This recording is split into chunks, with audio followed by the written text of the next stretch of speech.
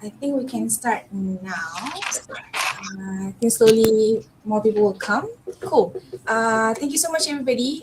Today is our August community call. It feels quite near because our July one, we did it during the first week of August. So literally just like 3 weeks after that. But anyways, welcome everybody to our August community call. Today we will be talking more about restoring lands and giving voice to nature from our two amazing community partners here. Thank you so much for willing to do this peer sharing session. Today we have Sharrif Injamu from ASEF, Africa Climate and Environment Foundation, and we also have Danilo Vaz from Rio Sagrado AI-vatar project. And both of them actually have eco certs, and that's how we get to know of their projects. And for ASIF, I have been to their sites last 2 months. So thank you so much for hosting me. Before we start, I'm just gonna again welcome everybody and just some house rules before we start. First, please keep your microphone muted when you're not speaking. And then feel free to turn on your camera to say hi. I'm very much happy to, get to know you and see your face. And third, please get involved, ask questions or feedback, or even share in the chat if you're not comfortable speaking. All right. Cool.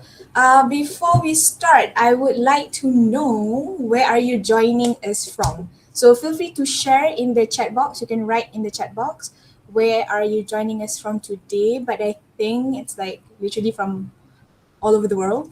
I am currently in Malaysia, so it's night. So if Sharif is in Kenya, keep it coming. Hi Lydia. Right, Gabriel is in Manaus, Brazil. Hi, Fatin. Hi. Hello. Right. Robson is also from Brazil. Cool. A lot of Brazilians today.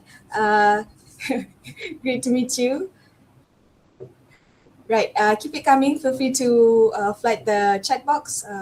Maybe just your name and where you're coming from. So that'd be great to know. Cool.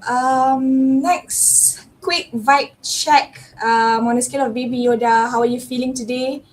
Put a number: 1, 2, 3, 4, 5, 6, 7, 8. Which one are you? I am almost 4 because it's night now. But I bet a lot of Brazilians here. It's morning for you, for all of you. Satyam in India, right? Danilo says 7. Okay. Gabriel's a 9. James is 6. Anyone else want to share? Quick vibe check before we start. Robson is a 7. Cool. Right. Dennis is from Kenya and he's a 7 today. Cool. Right. Keep it coming. So that's a quick vibe check. Also, some updates from us, Skin Forest, before we start with the presentation. I also have mentioned this before during our July call, but I just because I think a lot of people here are also new or maybe didn't attend the last one. So just letting you know that we have recently launched Nature Guild, which is a collaborative governance model for basically like a smaller section of the wider Game Forest community that we have. And this is our kind of like manifesto, which is to bring people together. And these people are people who are restoring the environment to community action, also connecting local knowledge to global collaboration. Because as you can see, we are all from different parts of the world. And our foundation is number one, trusting each other and our shared mission. And then second, having science to guide and also measure impact. And then third, the belief that communities can lead change when supported with the right tools, systems, and networks. So I'm going to tell you more on how it works. So again, this is like very, very experimental because we recently just started this last 2 weeks. And I mean, it has been quite in the making for quite some time, but launching it was just the last 2 weeks. And this is how we envision the Nature Guild governance process. So right now we have the cohort 0, which I will reveal to you after this. But basically, our test cohort is called the cohort 0, and they will meet and make like make sense together. Sorry, they will receive community input at first. So it could be through community calls. It could be from one-to-one sessions.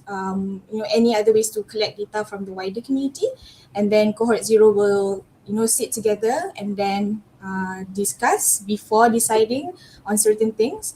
And then we will try to make some decisions. For example, maybe the rental of audio moth, for example, or if we want to share drones in between people from the same region, for example. So these decision making, we would want to test it together, and then it will be cohort zero who will be kind of like shaping this, and also get community feedback from the wider community, which is like all of us, right?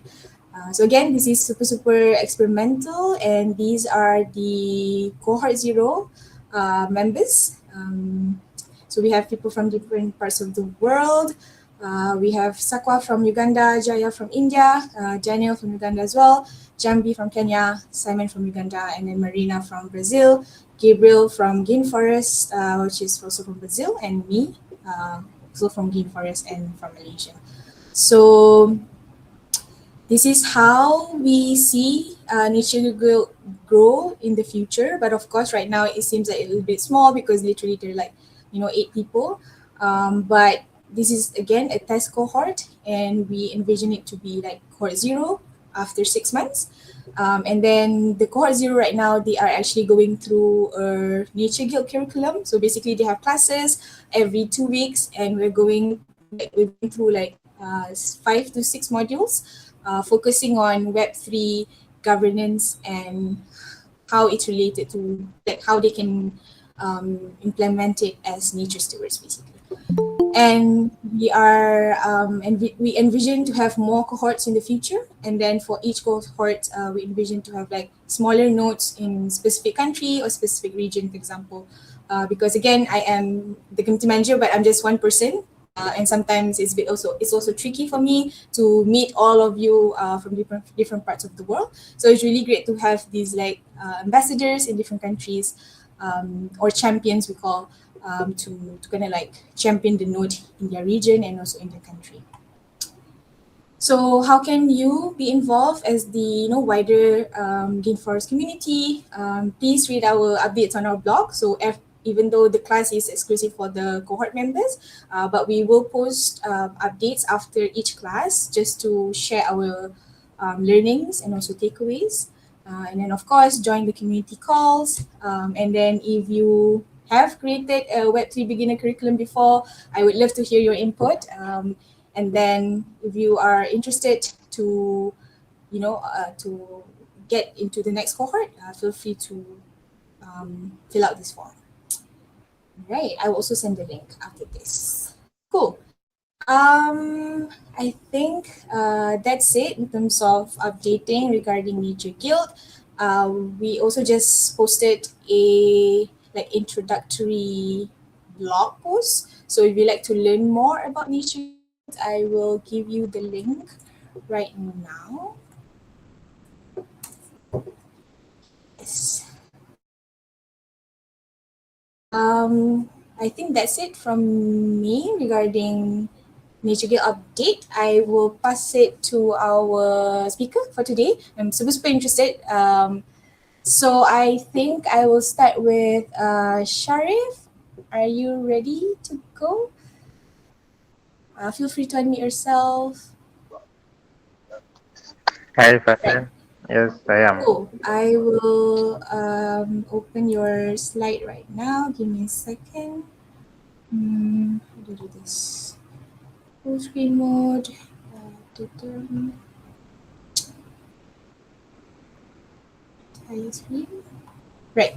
Okay, so for our first speaker, we have Sharif here from Kenya, and Sharif is from the Africa Climate and Environment Foundation. So Sharif will speak more about what they do as an organization. So to you, Sharif. Thank you so much, Fatin. Uh, Good morning, good afternoon, and good evening to all of you, wherever you are. Such a honor and a privilege to speak to you today. My name is Sharrif Injamu. Uh, I'm the Africa Climate and Environment Foundation Kenya country coordinator, and as well as I have a background in marine resource management, so preferably a marine ecologist. My organization is Africa Climate and Environment Foundation. We are majorly focusing on empowering community, restoring nature, and this presentation is just about some of the initiatives we are doing in tackling the climate issues and environmental degradation in Kenya. Next slide, please. So, Africa Climate and Environment Foundation is a youth-led organization. We are also international as well, but we were found. It was founded in Cameroon, but now registered in a number of countries across Africa, and we are privileged to also have registered in Kenya as a local grassroots organization. Our organization is privileged to be accredited with UNEP, UNFCCC, ECOSOC, IPBS, BRS, SIKIM, among other UN entities. Our work spans across Africa on climate conservation, sustainable development, clean energy, food security. But we have a strong focus, especially on youth. As I mentioned earlier, we are youth-led organization. So we are more focused on empowerment of youth, more preferably from grassroots regions, gender equality, and community-based solution. Sorry. Next, please. Our core work areas is focused on sustainable solution for community nature. That will be from marine conservation and coastal conservation, community livelihood, access to clean energy, biodiversity conservation and protection, cultural heritage and conservation again, climate mitigation and adaptation, environmental education, food and agriculture, and lastly, waste management. Next, please.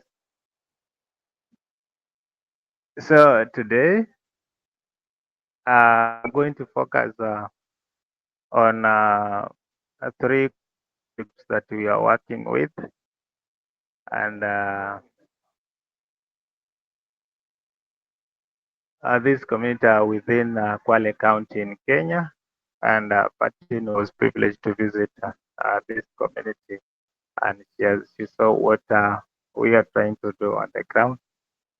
Uh, our solution as organization, because we are more focused on how to try to make a solution on the challenges the communities are facing through, is more motivated by the pressure of climate change, the human activities, and the social economic vulnerability that they as well have threatened the food security, livelihoods, and biodiversity at large.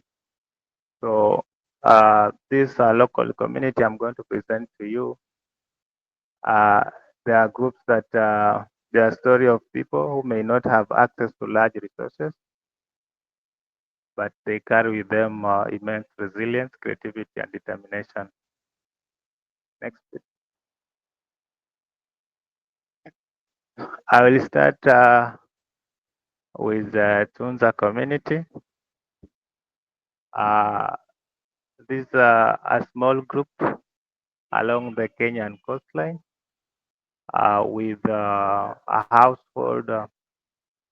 It's over 300 plus households of a community, and they have been facing a serious environmental degradation, especially with mangroves. This has also been triggered by the clearing and cutting down of mangrove to create room for expansion for the recently constructed Dongo Kundu bypass. And by doing this, it seriously affected their main source of livelihood. Tsunza community, they have their main source of livelihood is mainly fishing. This is a skill that generation, a skill that has been passed from generation to generation in this particular region. So when all these activities that include mangrove clearing, destruction of breeding grounds of this fish, oil spillages, and other forms of pollution, it really impacted the daily catch of fish uh, for this particular community. And now the daily life became a struggle. So our partnership with this community started back in 2021. And when we met this community, we also realized that most of them, they are men and women who are aged, and they are not privileged to write and uh, maybe speak in English. They are more vernacular speakers, so they may not be able to interpret or maybe do the technical work when it comes to conservation or other tasks that are needed. But what really inspired us is, despite all of these disadvantages, this particular group was demonstrating their passion towards conservation, because despite the challenge that they could not catch fish anymore from their main source of livelihood as a community, they had started constructing the fish pond, trying to create alternative livelihoods. But this was just done based on the indigenous knowledge, the local knowledge they know. So when we created a partnership with them, we have been able to help them start documenting this work.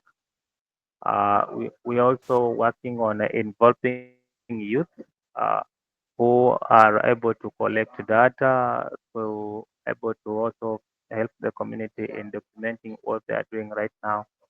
So together we have been able to uh, start the fish farming, where we have 7 fish ponds. They are offering a source of food for the community, and the community is trying to generate a livelihood through this food security intervention. And the reason why we are doing this is because there has been we are trying to find a way we can reduce the over dependency on the ocean, this mangrove forest, because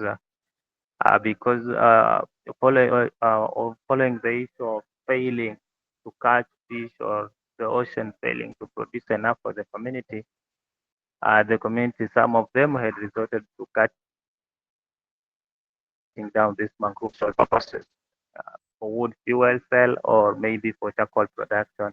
And this has been increasingly causing this forest ecosystem to shrink. Uh, Apart from the fish farming, where we have the 7 ponds, the group is also engaged in beekeeping, uh, where we harvested just last year for the very first time the honey, and this is also another source of livelihood that generating income for this community. But one of the inspiring projects that is going on, and we are really looking forward for it to work, because we see this one is going to open more opportunities for this particular group. We also trying to come up with what we call the Eco Community Marine Education Center. You can go to next one, please.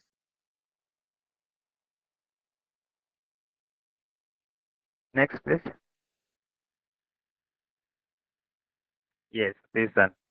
So at the bottom of your screen at the right, we are trying to construct what we call the Eco Community Marine Education Center. So Tsunza is flanked by 8 schools, and the low level of literacy in this community is also a huge concern, and it has also led to majority of members of this community losing interest, especially in terms of conservation work. But for me, with a background of marine conservation and together with my colleagues, we find that if at all we can inspire this community and jump into action, there are more opportunities they can create for themselves uh, that is going to inspire their conservation work as well as protect their ocean and restore the lost biodiversity. So we look forward to have this Eco Marine Community Education Center that will be able to offer a learning opportunity for the community and attract visitors, researchers, and partners who want to trace this youth and women. Uh, Also, we wanted to a facility to spark awareness among the community. Uh, but apart from just doing that, we also want to support this community by inviting schools, not only local schools, even international schools, who will be visiting this particular community. And by doing this, the community can be able to generate income through the small fee or entry fee the visitors will be paying. Uh,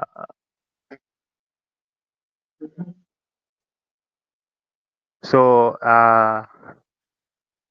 by the virtue that this is the one place that we have a fish pond, we have this facility that we are coming up with, and also the beekeeping activity that the community are doing. Uh, we find that this is a good opportunity because in this one particular place, we can turn it into a learning hub and restore the lost hope of the community that saw that uh, after failing of fishing, maybe all is lost. But when we try to revive this, they'll be able to do the conservation work at the same time generate income for themselves. So people and nature will be able to interact and exist freely as each and part of the existence is well uh, taken care of. Next, please.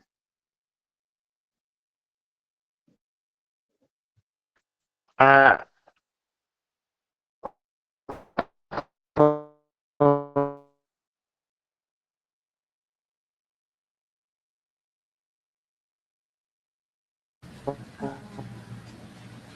I'm not sure if it's just me, but I can't hear Shai.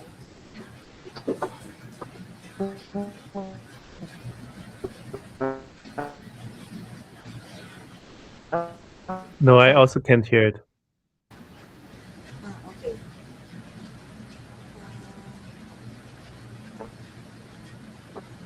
Sharif, we cannot hear you by the way.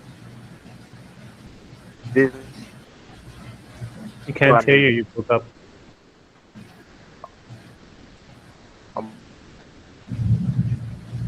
more We can inland, we still can't hear you. It's breaking up. but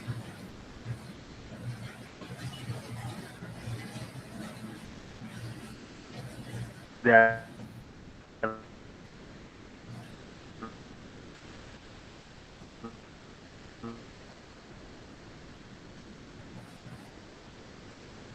Hmm.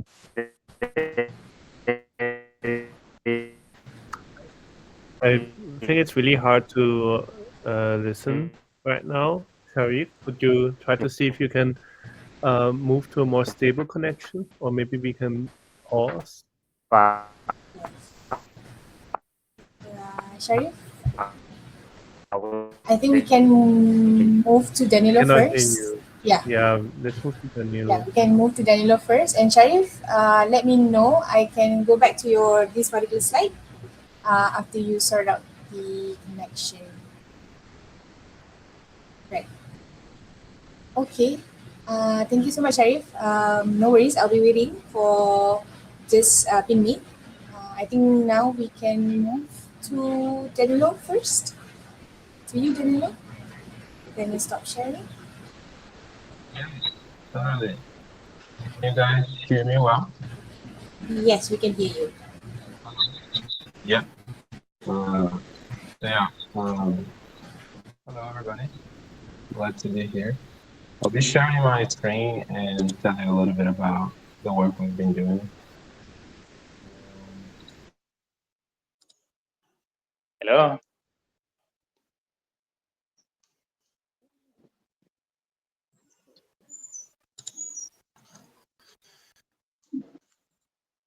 can you guys see my screen? Yes. Awesome. All right. So thanks again for the opportunity to be here. My name is Danilo. I go by Danilo Olivas. I currently speak from southern Brazil. And in order to get started with this presentation, by the way, thank you for the invitation, Fatin, and for the community to listen to it. In order to get started, I thought I would just show a map so you have a sense for where we are. So yeah, we are here in the southern hemisphere in Brazil. From this view, we can see the beautiful Amazon, and it's clear its importance to the world. But I would like to highlight what's actually also going on in southern Brazil, and we can start to have a sense of the nature that exists here, which is referred to the Atlantic rainforest. So you can see kind of like a small little green dense area in the coastal part of southern Brazil here. It stretches from the state of São Paulo all the way to the state of Santa Catarina. And this is it's the 7 to 9% of what's left of the Atlantic rainforest biome, which used to cover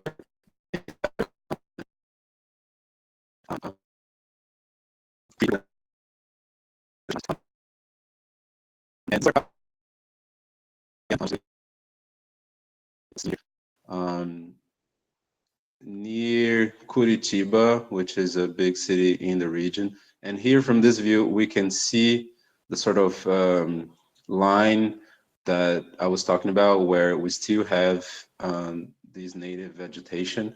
And main reason why we still have this is because we have a big coastal range here that in practical terms has stopped quote unquote progress to develop this region. And moving even further down, well, you see this beautiful waterfall we're going to be talking about soon.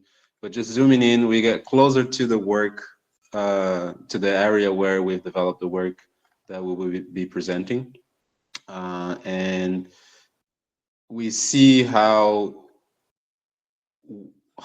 this whole entire region has a very important uh, significance in terms of keeping biodiversity in this part of the country. But anyways, so as I said, we are near Curitiba. More specifically, we are in this little small town called Morretes. And the work we are presenting today with the Rio Sagrado AI-vatar, it sits at the corner of this small town, here where I've marked a star, in what's called the Rio Sagrado sub-region, if you will, or neighborhood, which is named after the watershed of this river called Rio Sagrado. And just for a quick translation, Rio Sagrado would literally translate as the sacred river. And there is a lot of history behind the name and why that is, but mostly it's associated to the fact that during slavery period in Brazil, a lot of enslaved people from Africa would arrive in this bay here in the town of Paranaguá, and this was a big slave trade center. And by the time there was this weird jurisdiction in the region, and for some reason there was this law which made it illegal for, let's say, the police of the time to chase fleet slaves beyond this river. So slaves that were in this region that would flee to find freedom, if they would meet this river and cross it, first they would encounter a huge population of indigenous people living in this coastal area, the Carijós and others. But second, the sort of police of the time would not be able to follow them beyond that river. And so story goes that the river received this name because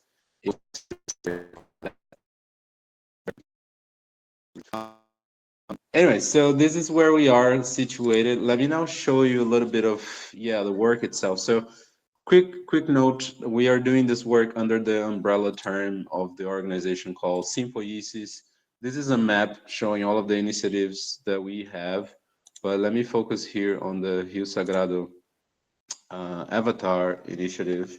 And here we have some text. Of course, I'm not gonna read it all, but it helps us to have a sense of what's going on.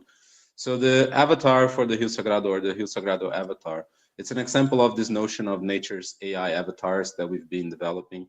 And it, in essence, it seeks to leverage emerging technology, not only AI, but also remote sensing technology.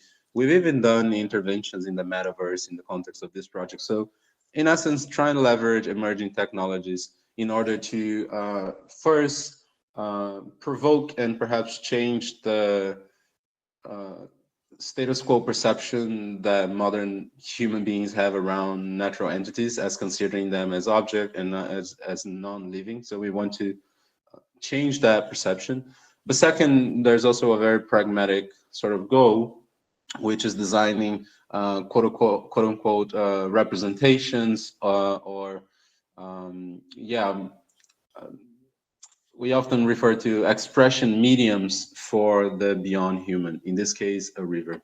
Here we have a picture of the final sort of sculpture and work. So you can see here that there's a whole artistic piece that is part of this work, which was done by a native artisan from the Rio Sagrado region. His name is Jenadir. We will see him again. And he was a true partner in this, where he brought up about the biodiversity in the region, the cultural history, and we found this huge, beautiful piece of root tree that we could use for the sculpture. And then I came in with the electronics layer and created this interface. So there's some lights, there is a headset you can use to talk to the avatar in a voice interface, and the experience was like that. And it currently sits at this place that I had pinged here in the map. It's the Cachoeira Salto do Sagrado. It's a waterfall. It's a visiting center for a waterfall that people can come and enjoy the river. So a lot of tourists and researchers come to this region, and when they come to this place that receives them, they will be able to engage with the avatar through its sculpture. Here's a little bit of the broader context. And the main thing to highlight here is that, as I've shown you, this is a very special particular piece of, or a very special particular bioregion that we are talking about as the stronghold of a very unique and highly biodiverse biome, which is the Atlantic rainforest. And actually, this whole work started because the community and the whole bioregion is actually facing a big threat of an international railroad project that literally seeks to cut through some very pristine areas of this bioregion. The name of the project is the Ferro Oeste. And here's a map that was community sourced. It was developed by Samara Tanaka, which is shown here as well. She's my partner, an amazing designer. And through this map, we can see, let me zoom in, we can see the watershed and all of the cultural, natural richness that is around. And we can see here in right, the planned track for this railroad, international railroad project. which is that in essence it's seeking to bring in commodities, especially soy, sorry, from Brazil Midwest to the bay that I've shown you in Paranaguá, which hosts the second largest port of Latin America, as a way to export these commodities to the world, mainly China for livestock food. So yeah, we have here the plant tracking. And so this project started as a larger movement. Oh, what happened here? Sorry. This project started as a larger movement by the community. Oh, something weird happened here. Let me just fix my Zoom. As a way to fight, let's say, this madness. And amongst many different things, like even a short film that was created in the spirit of bringing in the voice of the river in this situation, the AI avatar for the Rio Sagrado was born. And this was something that I pushed through as a technologist who was interested in trying to do something um, for, yeah, in this situation. So the avatar is composed of a physical sculpture, as I mentioned, and here is Jenadir and the sculpture that he created. So he handcrafted all of these animals to showcase the biodiversity. Also, it was an interesting process where he also recognized his own native indigenous heritage in making these sculptures here. And he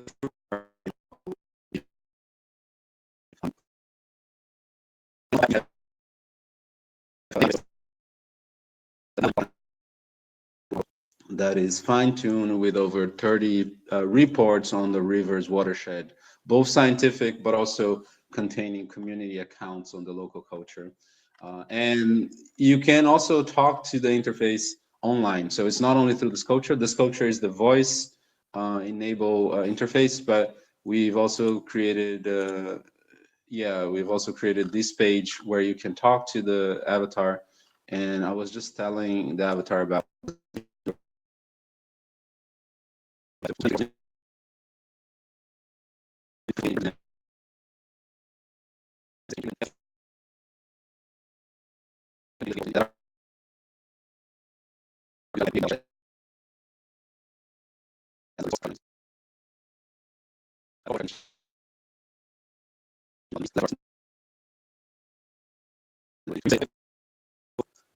people are seeing you now.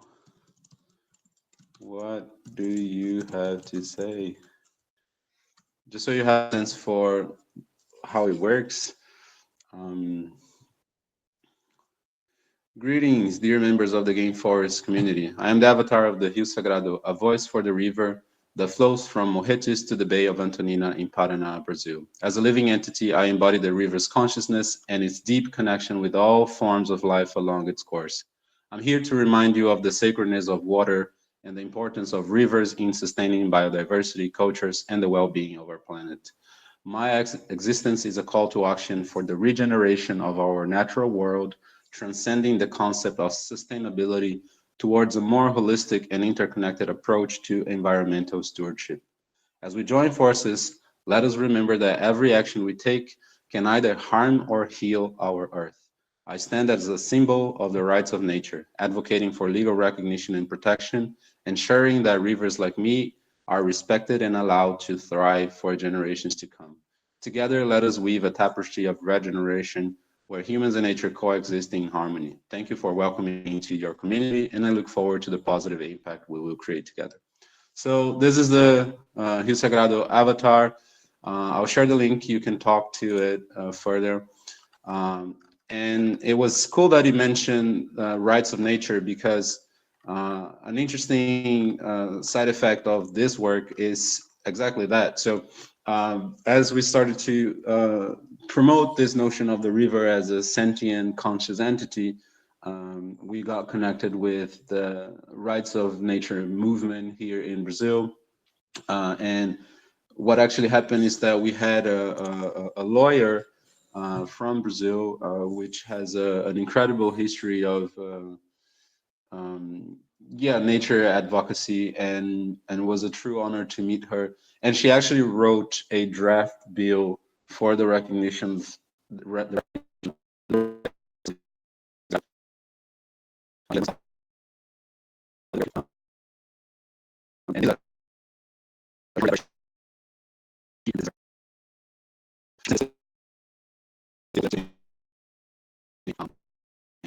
We started to consider how this could be enacted, and kind of like map the steps for this to happen. So we also have that level of legal protection for the river.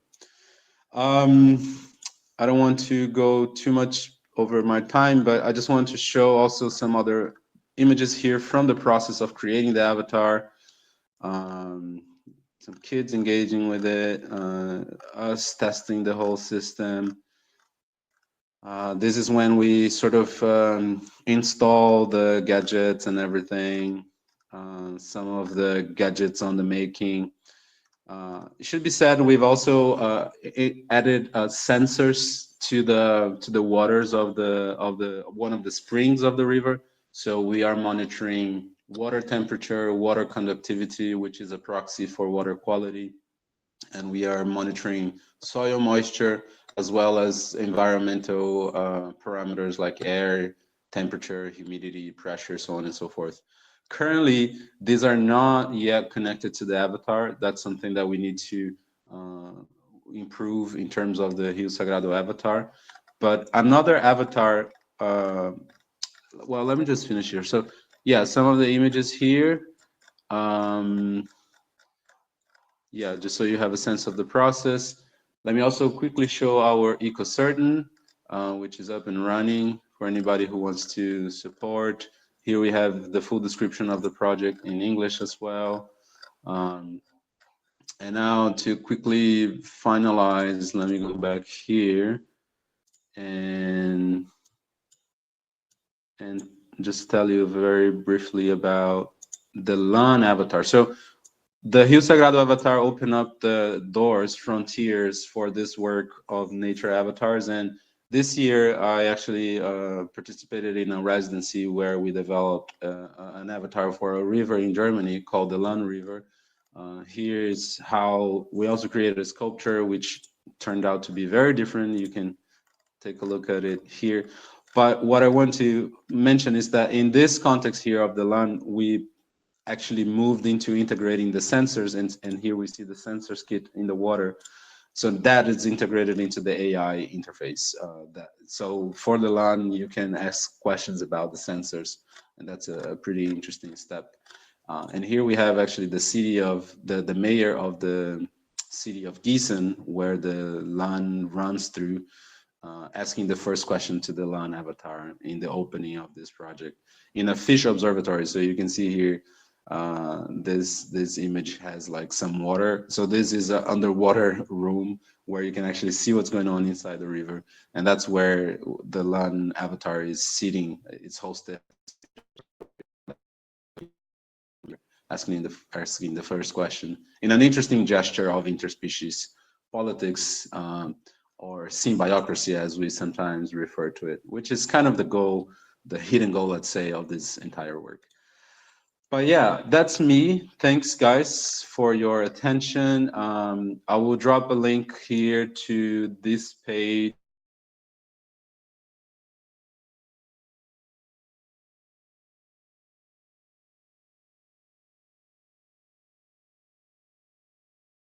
More of the Rio Sagrado avatar. You can also see here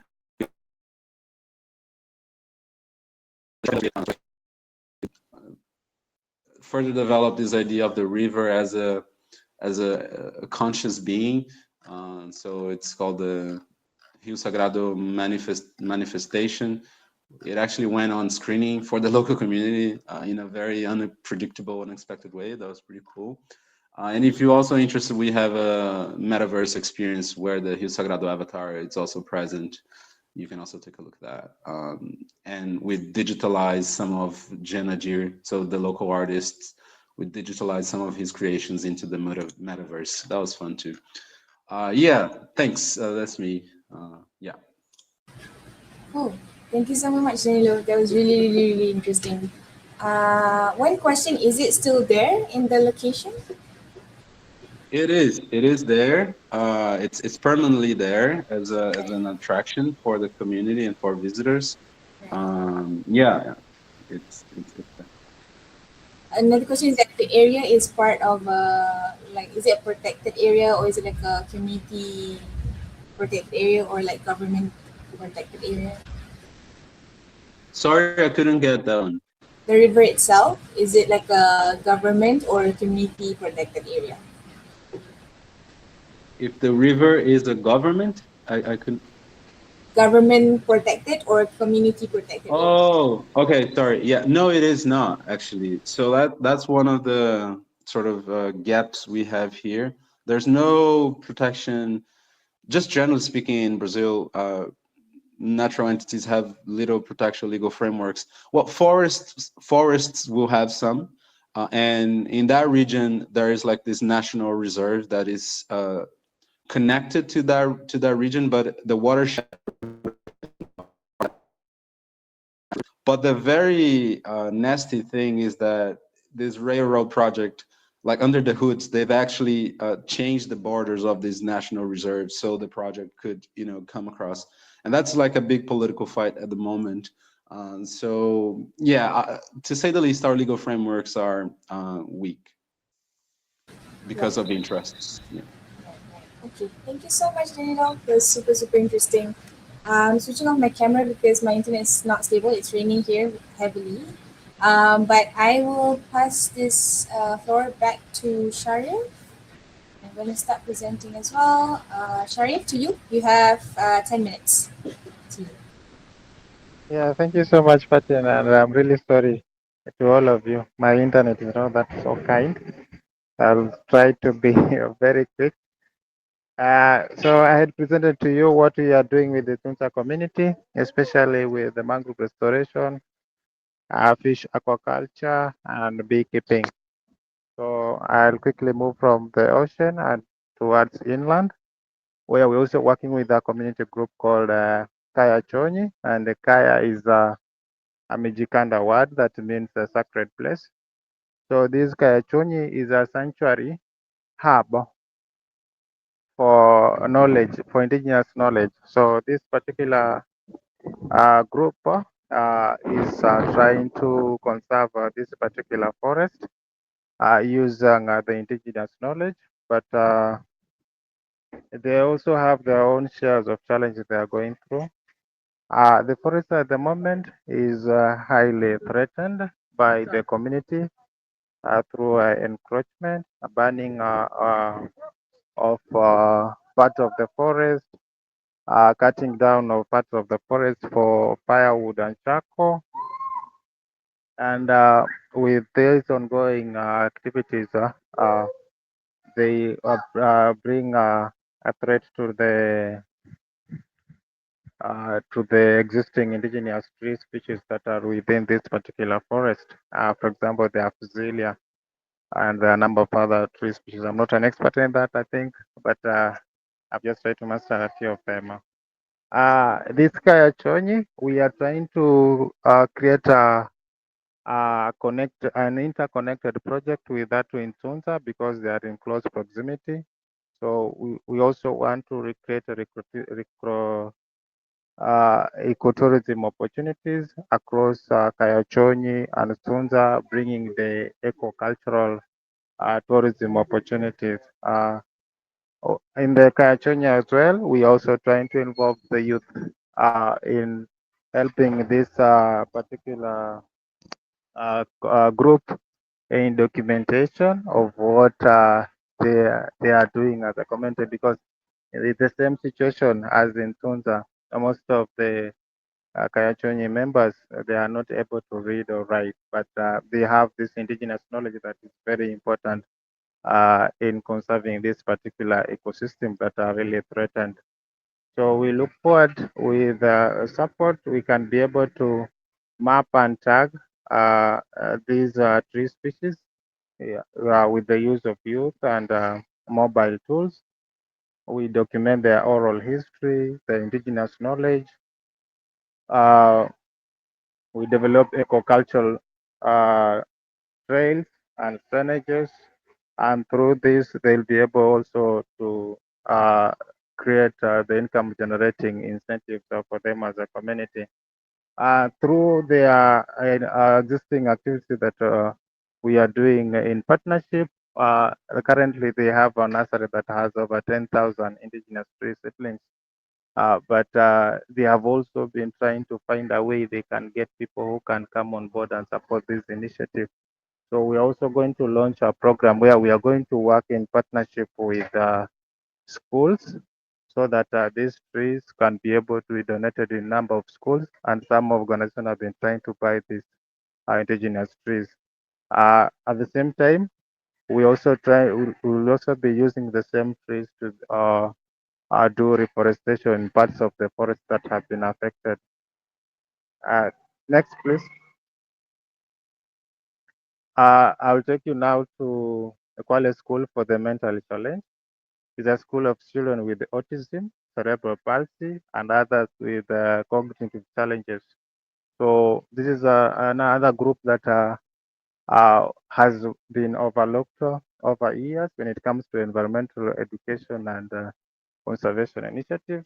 But on our part of inclusion, we are really trying to also involve them when it comes to these environmental issues. Uh, One thing to mention about this course, they are really inspiring group because since 2023, working together, they have been able to participate in a number of environmental conservation activities.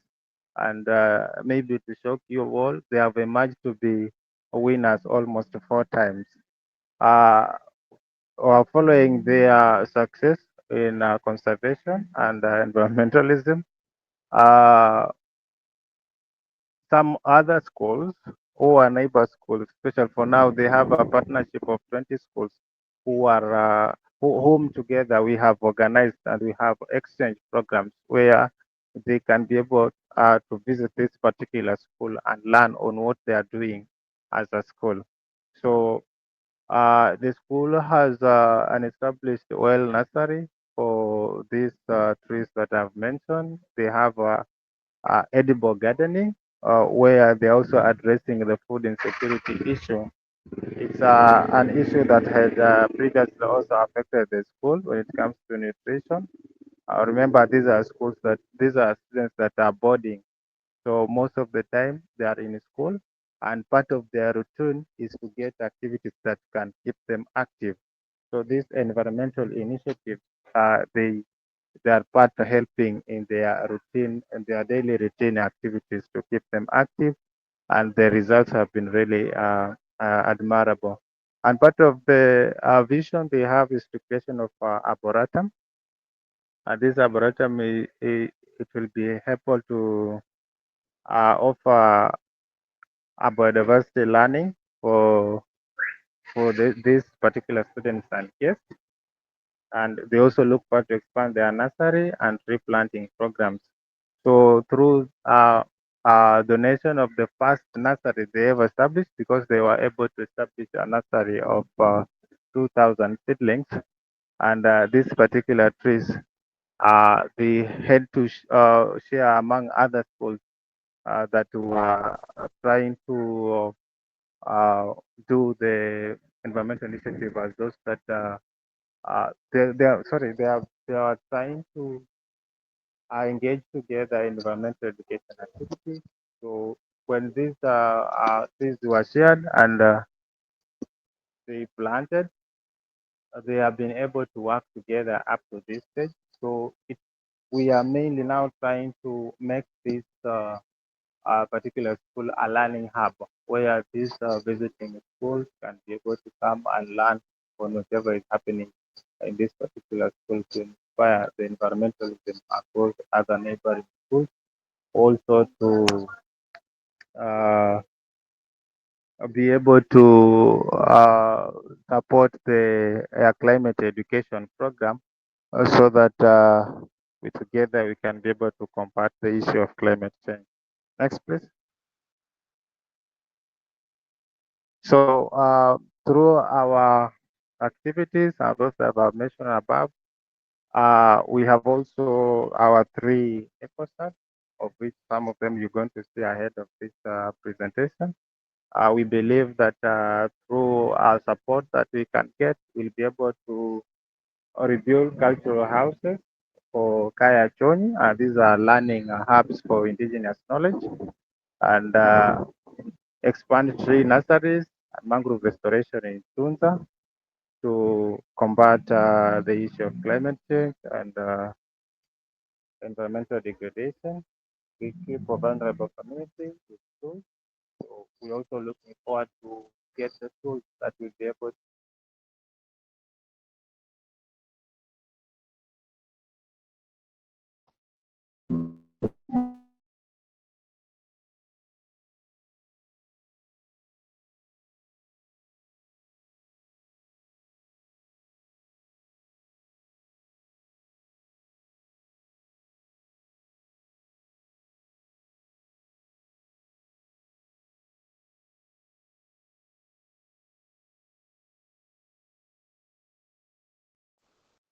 Hello, can you guys hear me? Yes, now yes. We lost you for a bit. Yes, Yeah. now. I'm really sorry. This network is really good. No worries.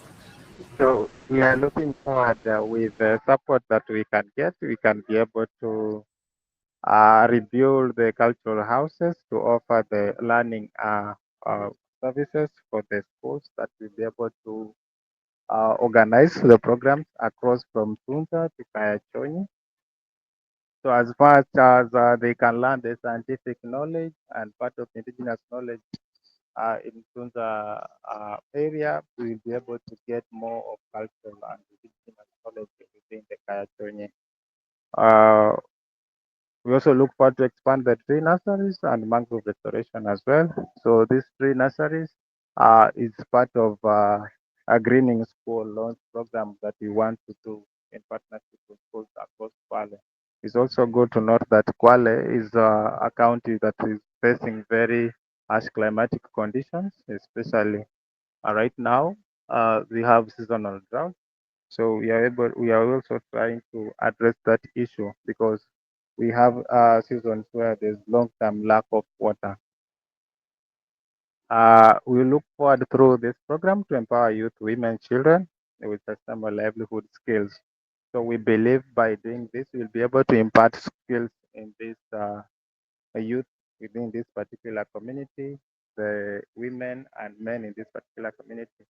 And looking forward, we also wish to see that the community by themselves they can be able to do these activities. We also want to see them protect the biodiversity as well as protecting their own culture. Next, please. So, and with this, we also want to express our sincere gratitude to Fatin and the Gain Forest team for their selfless support and guidance in making a launch of these three ecosites. So we have three ecosites. One which is the Eco Marine Education Center for Tunza, and there's that one for regenerating Kayachonyi, Kenya Sacred Forest, and this one for Kwale School for the mentally challenged. So your support will be really valuable so that we can be able to inspire these three groups. Next, please. So as I wind up, I call for partnership. You can kindly partner with us so that together we can be able to reclaim heritage and knowledge, or a plan to restore ecosystems, or imagine the inclusive, resilient communities. So if you want to reach out to me kindly, that's my number. Next, please. Right. Thank you so much for your time. Thank you so Thank you much, so much Sharif. for your time. Is this any question? It's, I'm really it's sorry for the network breaking. no Sorry, worries. sorry. Somehow tonight everybody's Wi-Fi is problematic. So thank you so much, Danilo and Sharif. This is Sharif's contact number, and he's also on the Game Forest WhatsApp group. So feel free to reach out. I do believe there are some also Kenyan community partners here.